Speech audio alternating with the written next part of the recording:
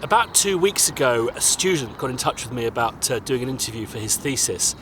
And his first question was, of the two ways to break into writing music for film and TV, is A, and he gave me an example, the best, or B, and he gave me another example. Now, whilst A was something I recognised, when he said B, I just was like, yeah, well, you don't do it that way. So that and comments that have been made on this channel have made me think that I should maybe have a go at trying to explain how I think you can break into writing music for film and TV. And this goes back to a seminar I held at a university in Japan a few weeks back, which I think went down quite well. The only drawback is the seminar lasted for about an hour and I am sitting in an alarming amount of wet rabbit shit at the moment. So I'm going to break it into 3 parts. Part 1 is going to be my birth story, how I got into the industry. But the thing I always say is that the doors that were open to me 20 years ago have long since shut. And indeed, technology takes us on and changes stuff. So, I think that what would be interesting maybe for you is to compare how I broke into music compared to how I think you can break into music these days. So that'll be part 2. And the third part will be kind of career maintenance and looking to the future. This attempt at trying to impart my knowledge of how to break into the industry will also date very quickly. I imagine in 3 years' time it'll be much more, well, if you don't have an in with Uber scores, you don't stand a chance. But this is how I feel today. So how did I get into music? Well, I started playing the piano when I was 5. My dad used to take me to the cinema a lot, and he took me to see Flash Gordon with a score by Queen, and I was very kind of aware that this score was being done by Queen because it was highly publicised. You can imagine a very bankable kind of thing, Queen's first film score. And I remember going to see that film and thinking how uplifting the score was and how much the score really kind of improved the movie. Terrible movie. So that was the first time that I think I decided at that point that's something I'd really like to do. I'd actually like to write music for films. So Dad, maybe I can be in a band that'll then do music for films. And my dad said, no, there is actually a job where people, that's all they do. They just write music for films. It was like, wow, well, that's the job I want to do. I guess I would say I grew up in a privileged environment. And I wouldn't say that's because we were stupidly rich or anything like that. My parents were actors, and actors don't get paid anything, really. What they did do is listen to our dreams and allow us to pursue them. But, I had piano lessons paid for. And when I grew older, I started becoming interested in computers, and I fortunately am born on Christmas Day, and because my parents are divorced, I kind of played the Christmas Day thing, and can I get a present for my birthday and my Christmas from Mum and Dad? So the first year of that exercise, I got a Acorn Electron. The second year, I got a BBC Model B, and the third year, I got my first synth, a Casio CZ1000, which really, these kind of combinations of the computing and the synthesis is where my kind of mind was opened up to, there's a way of kind of bypassing the theory. I can construct tracks without having to write stuff down and understand, what chord I'm in or anything like that. I then went to study at the Guildhall of Music and Drama, but the professor gave me the impression that we were going to be writing atonal, scratchy, horrible music. The kind of music that I was aware was emptying concert halls around the world. We were going to do that for the next 4 years, and I just couldn't get my head around it. And I think it wasn't until kind of 20 years later, when I was talking to Dario Marinelli, that he said, you have to maintain a connection to your music, and if you break that connection, you're out to sea. And that's what this guy was attempting to do. He's trying to break a connection with what moved me, what interested me in music. And in so doing, I would just sit at the piano going, and then I'd do some splodgy music, and it would be like, I don't know, is it? I don't relate to it. That really put my ambitions of a career in film composition to bed, really. And so I became a baker. Much to my parents' horror, and all of my mates went off to university, so I didn't go to university. I just baked for 3 years. And during the kind of acid jazz phase, this is pre-Jamiroquai, this is more kind of brand new heavies, JTQ, that kind of stuff. I used to go to this brilliant club called The Orange. In fact, I saw the Average White Band play there once, and they had a songwriters night on Monday nights, which was a lot of fun. And I went with my girlfriend, and she recognised someone she went to school with, so she introduced me to him. And he said, well, you should come and have a jam with my band. So I did, and went and had a jam. And they had a kind of funky lilt to them. And he said, so what do you do? I said, well, I'm a baker. And he said, well, that's, what does that involve? He goes, well, I get up at 2 a.m. and I work a 14-hour day and I do that 6 days a week. I went, well, that's a bit rubbish. Have you ever thought of duoing? Now, in this country, we have these strange, arcane licensing laws, but basically, a pub can, on what's known as a jukebox license, employ no more than 2 musicians to play. So basically, I formed a duo with this guy called Crafty and Crutch, spelt with 2 Ks, and we played jazz funk and Stevie Wonder and 70s TV theme tunes. And in those days, you couldn't buy backing tracks. So basically, I, on my Atari computer, programmed the backing tracks into what was a Yamaha MIDI filer.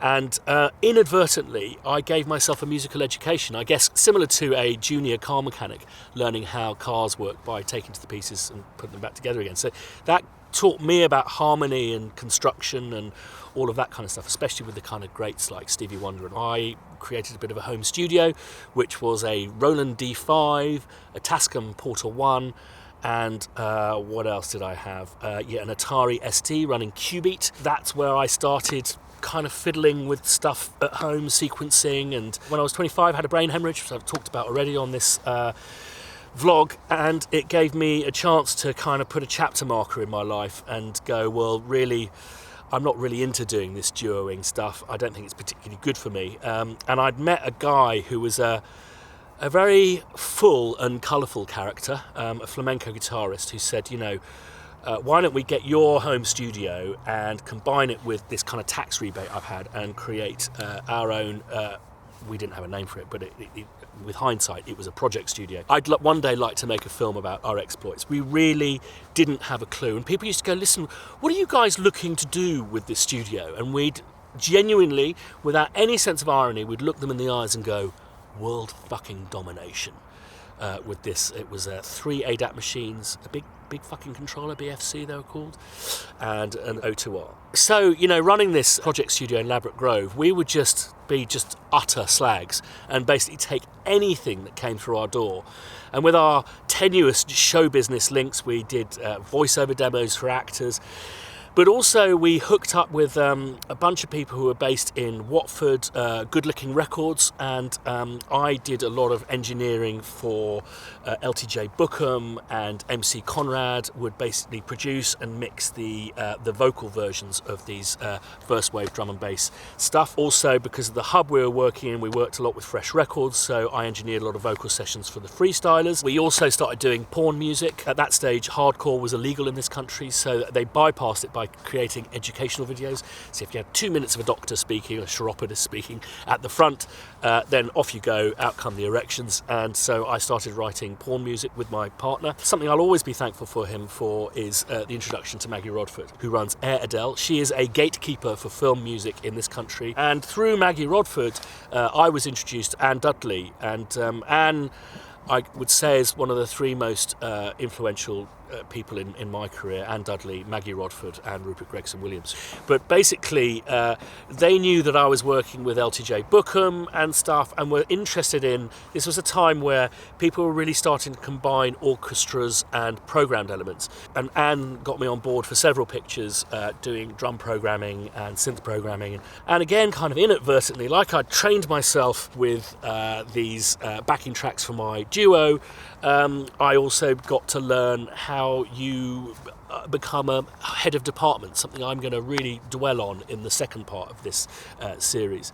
And so I was able to look over Anne's shoulder and go, oh, that's how you organise it, and that's what a cue is, and that's how you track lay, and this, that and the other. I also got to see her at running orchestral sessions and conducting, which was an extraordinary experience. From that, I was introduced to Rupert Gregson-Williams, who was setting up a library music company, and again, I just was well positioned at that point to create a lot of output for them, and a lot of which I did with my business partner.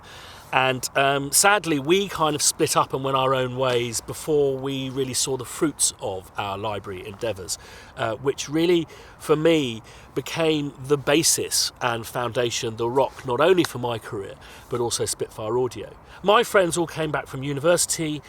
We grew up in an area where the Factory on the Hill was the BBC TV centre, and they all got, regardless of what they studied at university, they all got sucked in. When they heard that I was writing to picture, doing my porn stuff, which, by the way, Very similar to baking in the sense that if you spend all day baking, the last thing you want when you get home is a donut. So they heard I was working to picture, and they'd basically chuck me the odd crumb from their table, and maybe a little travel program slot, this, that and the other. And slowly, bit by bit, I started building up, and this is once I'd gone my separate ways with my business partner, slowly, bit by bit, I started building up my factual entertainment portfolio, of which I did maybe 100 factual entertainment things. So back to the library, I was doing a new metal album.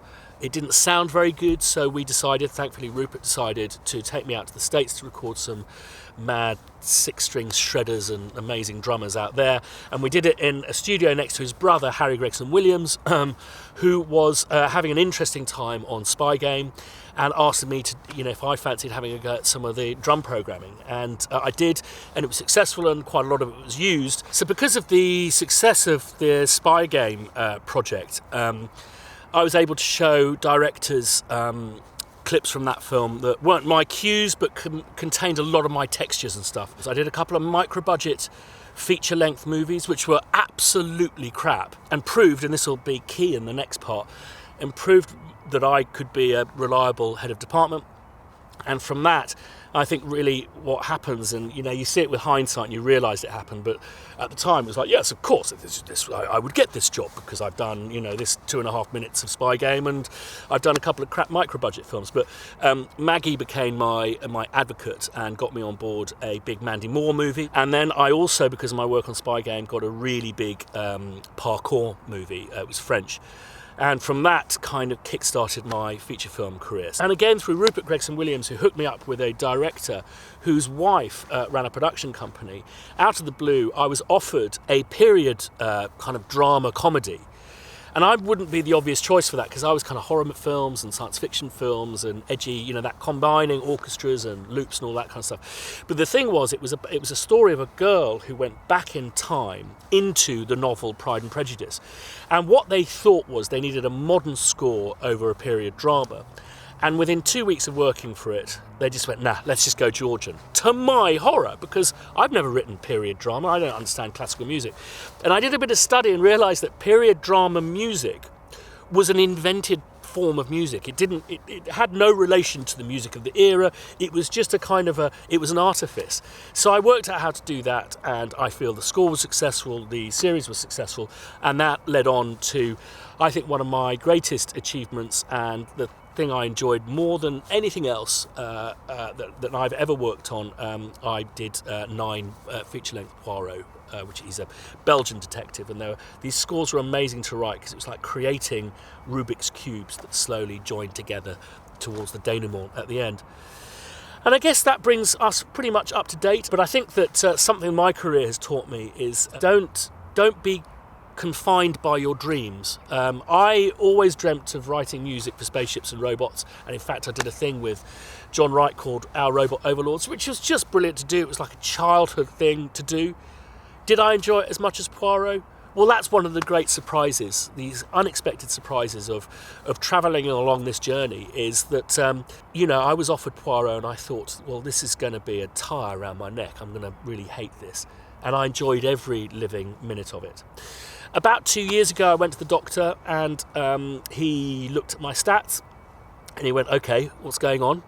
I said, well, I'm a film TV composer and it's really stressful, and you have to do kind of 8 projects at a time, and it's really, it's kind of very demanding, and long hours, and I get up very early in the morning, and I'm also a young dad. And I've got a lot of clients who are busy career people. What's going on? I said, well, I've also got this company called Spitfire, and he went, pick one. And basically I realised that I was at a position in my life where Spitfire was offering a once-in-a-lifetime opportunity, a rare opportunity. So I've decided to really go with that. And, I spoke to my wife about it and said, I think I'm going to retire as a composer. And for me, I don't know. I was a small ginger-haired bloke who used to get bullied a lot. And what defined me and gave me confidence beyond being that small, bullied gingerhead was I was a fucking film composer, and I sat in cinemas and the lights went down and my music came on, played by an orchestra, and the curtains opened and my name came up. It made me bigger than I could ever be. And I was really worried that with my wife that, what defined me, what possibly attracted her to me in my mind, would disappear, and along with our marriage. And what she said was, well, surely you don't have to give up. You're not in a position where you can just pick and choose. And in fact, that's the route I'm now on. Is I haven't talked about all the horror stories. I will in the next bit. Basically, it came to a point where I was able to really just pick and choose, working with wonderful people on wonderful projects. And I think that is true affluence. It isn't big motor cars and yachts in the North Sea. It's about being able to really select who you work for. If I would have done anything differently, I guess I use the Hans Zimmer comparison a lot. Hans, he did a thing called Going for Gold, but then he did a thing called Rain Man. And when he did Rain Man, he didn't go back to doing things for Going for Gold. I shat on my IMDb page too much. And I guess I was confined by my idea of how my career was going to go, as opposed to being open to suggestions. So I think there was a point in my life when I was single, when I'd done Spy Game, where I could have been bold and picked up the phone and gone, Harry, can I come and work with you for a couple of years? And I think that could have been fun. But I did go out to LA with Rupert Gregson-Williams to assist him. I was a terrible composer's assistant, by the way. And I think that was a valuable lesson as well, because it taught me that LA wasn't really my thing. So I had to, at that point, redetermine, my dreams of Hollywood fame and stardom and all of that stuff, or notoriety, and stick in the UK, which was also an interesting thing. So in conclusion, didn't go to college, became a baker, set up a duo, did some porn music, wrote some factual entertainment, wrote some library music. Library music led to me writing some music for Spy Game. Spy Game bunny hopped me over TV drama, started doing feature films. TV started getting more interesting in feature films, started doing TV.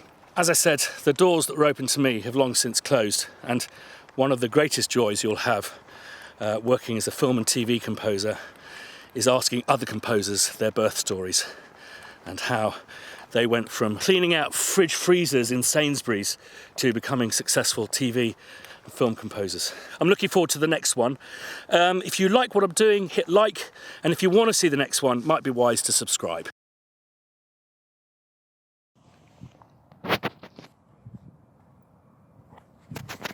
So I've got a fancy new phone. I'm still trying to work out how to use it, but it's 4K, so I can actually do a little bit of behind the scenes here. So I didn't lie about, look at all of that wet rabbit shit that I've been lying in.